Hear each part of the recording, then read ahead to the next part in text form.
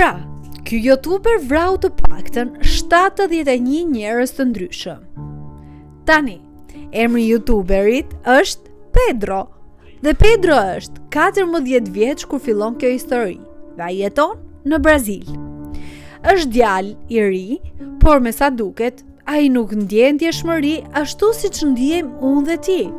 Pra, ai është pak si psikopat. Dhe një ditë në vitin 1968, ai merr një lajm që vërtet e zemëron. Baba i tij po punon si roje sigurie dhe disa njerëz akuzojnë atë për vjedhje ushqimi nga mensa. Dhe pastaj, nënkryetari i qytetit dëshiron që babai të pushohet nga puna. Dhe kështu, shkolla e pushon. Dhe kjo është që dëson vërtet Pedron. Ai nuk mund ta lërë këtë të kaloj. Kështu që ai pastaj e gjurmon nënkryetarin përballë bashkisë dhe nxjerr një çifte. I qëllon dhe zhduk. Pastaj ai gjurmon këtë roje tjetër të sigurisë, të cilin Pedro beson se ishte në të vërtetë ai që vinte ushqimin nga mensa. Dhe bam, e zhduk dhe atë. Pra, pasi ka zhdukur 2 persona, ai tani duhet të largohet dhe ikë në një qytet tjetër rreth 3 orë larg. Atje, ai përfundon duke takuar një grua vendase dhe mendon se ajo është tërheqëse. Ata transferohen bashkë dhe përfundimisht ajo mbetet shtatzën prej tij. Çështja është se kjo grua është në të vërtetë e veja e një ish bosi droge. Kështu Pedro thjesht merr përsipër biznesin e drogës së burrit të saj të vdekur. Dhe si kreu i këtij biznesi, ai fillon të ekzekutojë rivalët e tij të tjerë. Por një ditë, rreth vitit 1970, kur Pedro nuk është në shtëpi, unë po supozoj se ai është diku duke bërë tregti droge dhe duke zhdukur njerëz, po kush e di në të vërtetë. Por ndërsa ai është larg, disa burra nga një bandë rivale hyn në shtëpi dhe bam, zhdukin dhe jushën shtatzën. Dhe kur Pedro e gjen atë, ai është padyshim i shkatëruar. Dhe ai nuk është lloji djalit që do ta lërë këtë të kaloj. Ai është i vendosur të gjejë njerëzit që janë përgjegjës. Kështu ai fillon një fushat vrasjesh, hakmarrëse, duke gjurmuar, torturuar dhe vrarë të gjithë llojet e njerëzve, duke shpresuar të arrijë tek kushdo që ishte ai që vrau dhe jushën shtatzën. Dhe ai në të vërtetë lë një gjurmë të tërë trupash pas tij, në stilin e Liam Neeson. Tani, përfundimisht, dikush më në fund i rrëfen Pedros dhe i thot se njerëzit që vran vejushën shtatzën ishin një bandë lokale droge. Kështu që Pedro dhe 4 nga shokët e tij shkojnë në një dasmë që kishte organizuar udhëheqësja e asaj bande droge. Dhe Pedro dhe djemtë e tij janë të armatosur. Ata spërkasin të gjithë vendin me plumë. Dhe ata zhdukin 7 persona, plagosin 16 persona të tjerë në dasëm. Por Pedro nuk ka mbaruar ende së vrari. Disa muaj më vonë, ai zbulon se kushërira e tij mbeti shtatzën nga një djalë, dhe tani babai i fëmijës po refuzon të martohet me të. Dhe djali madje ikën për të shmangur çdo pjesë në jetën e fëmijës. Dhe Pedro, ai nuk duron asnjë nga këto marrëzit të babait për tac. Kështu që ai viziton familjen e djalit dhe pyet ku është djali. Ata i thonë se ai tani po jeton në Rio de Janeiro. Dhe, për ndonjë arsye, i japin adresën e saktë se ku po jeton djali. Kështu që Pedro shkon në Rio dhe gjen djalin duke u relaksuar në një fermë në një shtrat të varur. Dhe Pedro nuk i thot asnjë fjalë djalit. Ata thjesht hapin zjarr ndaj njëri tjetrit. Djali përfundon i vdekur. Tani, në këtë pikë kanë kaluar vite. Është viti 1973 dhe Pedro është 18 vjeç tani. Dhe mbani mend, ai është ende një i arratisur që fshihet që nga vrasja e tij e parë në qytetin e tij të lindjes. E po, disi policia përfundon duke e gjetur. Ai arrestohet dhe menjëherë rrëfen 10 vrasje të ndryshme, dënohet me 128 vjet burg. Por vrasja e tij në fakt nuk ndalet këtu. Në një moment, Pedro po transportohet në një furgon burgu dhe ai është në sendiljen e pasme me një të burgosur tjetër. Ai burgosur ishte dënuar për sulm seksual ndaj një gruaje. Pedro i urren djemt që sulmojnë seksualisht gratë. Kështu, paksa rastësisht, bum! Ai sulmon djalin dhe mbyt atë për vdekje pikërisht aty, në automjet. Dua të them, ai është tashmë në burg për jetë, kështu që ai mund të vazhdoj të vras. Kështu, prej këtej, derisa është i mbyllur si i burgosur, Pedro vazhdon të vras shokët e tij të burgut. Por, e dinim, ai vret kryesisht vrasës të tjerë dhe tregtar droge dhe njerëz që kanë kryer krime kundër fëmijëve. Në thelb, këdo mendon se bën gjëra të këqija, si Dexter. Por, nuk është vetëm se ai vret njerëz të këqij. Për shembull, në një moment, ai gjithashtu vret shokun e tij të qelis, sepse shoku i tij po gërhiste shumë. O zot, djalë. Nëse, sidoqoftë, në një moment ai bëhet shok me këtë të burgosurin tjetër. Dhe pastaj zbulon se arsyeja pse djali është në burg ishte sepse ai kishte zhdukur motrën e tij.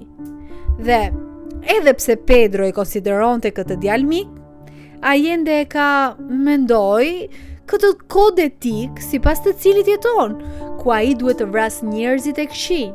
Kështu që ai pret kokën mikut të tij të burgut me një thik. Një herë tjetër, dikush e informon Pedron se disa të burgosur po planifikojnë ta sulmojnë. Kështu që ai blen një thik nga një roje burgu, dhe kur del në obor një ditë, pa pritmas, bum, ai sulmohet e rrethohet nga 5 të burgosur. Dhe me thikën që sapo pleu, ai therr 3 nga të burgosurit dhe i vret.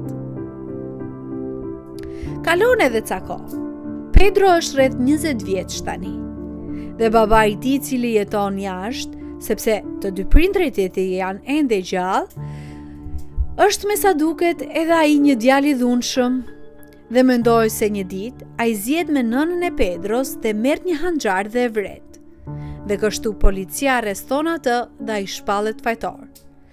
Dhe tani baba i shkon në burg dhe rastësisht dërgohet në të njëjtin burg si Pedro, por në një seksion tjetër të burgut. Dhe kur Pedro dëgjon lajmin për baban e tij që i mori jetën nënës së tij, ai thot: "E po, mendoj se duhet ta vras baban tim tani." Kështu, ai dyshohet se u jep rishfet disa rojeve për ta lënë të shkojnë në seksionin tjetër të burgut, seksionin ku është baba i tij. Dhe ai thot rojës se thjesht dëshiron të takojë me baban e tij dhe të flasë. Kështu që rojet e lën të hyjë. Dhe ai shkon drejt qelisë së babait të tij. Nxjerr një thik dhe pau. Ai e godet me thik baban e tij pa pushim derisa babai i tij të zhduket. Pastaj ai heq zemrën nga gjoksi i babait të tij, e kafshon dhe e përtyp. Por unë as nuk jam e sigurt nëse kjo është pjesa më e çmendur, sepse kjo që vjen tani është edhe më keq. Në Brazil, ata kanë një ligj për dënimin maksimal. Pra, gjatë kësaj kohe, pavarësisht se ai gjatë është dënimi juaj me burg, ju kërkohet të shërbeni vetëm një dënim maksimal prej 30 vitesh. Pas kësaj, sistemi kërkohet me ligj t'ju liroj. Pra, kalojmë shpejt në vitin 2007 dhe Pedro është 52 vjeç tani. Dhe pikërisht kjo ndodh. Edhe pse ai u dënua për 71 vrasje, përfshir njerëzit që vrau brenda, Pedro lirohet. Por, shini, ai nuk mund ta mbaj veten të qetë për shumë kohë sepse tashmë e dini, ai thjesht nuk është ai lloj njeriu. Kështu në vitin 2011 ai arrestohet përsëri dhe kthehet në burg, por pastaj në vitin 2018 del përsëri dhe është rreth 64 vjeç tani. Në këtë pikë, ai disi bëhet një legjendë lokale. Dua të them, mendoj se ai bëhet i njohur për vrasjen e kaq shumë djemve të këqij. Dhe kështu, Pedro vendos të hap një kanal në YouTube dhe bëhet një YouTuber. Ai bën video të tipit vlog dhe poston video të vetes duke u shoqëruar dhe thjesht duke bërë gjëra. Ai Gjen Fe. Për shembull, kjo është një video që ai postoi ku shihet duke u pagzuar. Ai gjithashtu krijon një llogari në TikTok ku tani ka 400.000 ndjekës. Dreqin Pedro. Ai gjithashtu shkon në podcaste dhe bën intervistat e të tjera dhe kështu ai flet hapur për krimet e tij të kaluara dhe përpiqet të inkurajojë njerëzit të jetojnë një jetë më të mirë se ai. Megjithatë, fatkeqësisht për Pedron, shumë shpejt veprimet e tij të kaluara e arrin atë, sepse një mëngjes në vitin 2023, ai është në shtëpinë e një të afërmit duke qëndruar në verandë dhe papritmas ndalon një makinë e zezë dhe dalin 2 burra të maskuar. Dhe njëri nga burrat e qëllon 4 herë dhe pastaj marrin një thikë dhe përfundojnë punën. Dhe kështu Pedro zhduket. Deri më sot, policia nuk gjetën kurrë se kush ishin vrasësit e tij në të vërtetë, apo pse saktësisht u shënjestrua Pedro. Por unë supozoj se ka, e dini, diçka të bëjë me të. Historia e Pedros mbyllet në mënyrën më të paparashikueshme, megjithatë ironike, duke dëshmuar se askush nuk i shpëton dot hijes së veprimeve të veta. Pas dekadash vrasjesh, burgosjesh, delirimesh dhe madje një kthese të papritur si youtuber i penduar me ndjekës, jeta e Pedros mori fund ashtu siç filloi, me dhunë. Vrasja e tij nga persona të maskuar në vitin 2023, pavarësisht përpjekjeve të tij për të shndërruar në një figurë morale publike, nënvizoi një vërtet të hidhur. Trashëgimia e dhunës rrallë herë mund të lahet me predikime. Për dekada, ai ishte gjykatësi dhe ekzekutori i vetes, duke vendosur një kod etike të shtrembëruar mbi të tjerat. Por në fund, ai u bë viktimë e ligjeve të tij, duke u bërë thjesht një tjetër trup në gjurmët e gjata të hakmarrjes dhe krimit. Pa u zbuluar kurrë vrasësit e tij, fundi Pedros mbetet një fund i hapur, një jehon e errët e jetës së tij të trazuar, një cikël i pafund vrasjesh që nisi me një hakmarrje të vogël dhe u mbyll me një fund tragjik, duke lënë pas vetëm pyetjen nëse çmimi i vërtet për vrasjen e 71 personave ishte liria e kufizuar me 30 vjet burg, apo takimi përfundimtar dhe i pa evitueshëm me plumbat e dikujt tjetër.